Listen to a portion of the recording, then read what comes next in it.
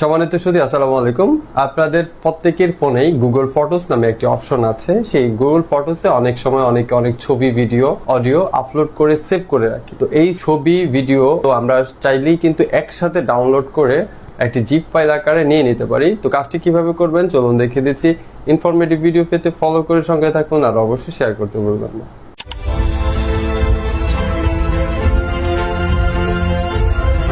আমরা সর্বপ্রথম চলে আসব আমাদের মোবাইলে থাকা ক্রোম ব্রাউজারে। গুগল ক্রোম ব্রাউজারে সেখানে আমরা সার্চ বক্সে গিয়ে লিখবো গুগল ড্যাশবোর্ড। প্রথম একটি অপশন দেখতে পাচ্ছেন, প্রথম একটি লিঙ্ক দেখতে পাচ্ছেন গুগল ড্যাশবোর্ড। আমরা গুগল ড্যাশবোর্ডে ক্লিক করব।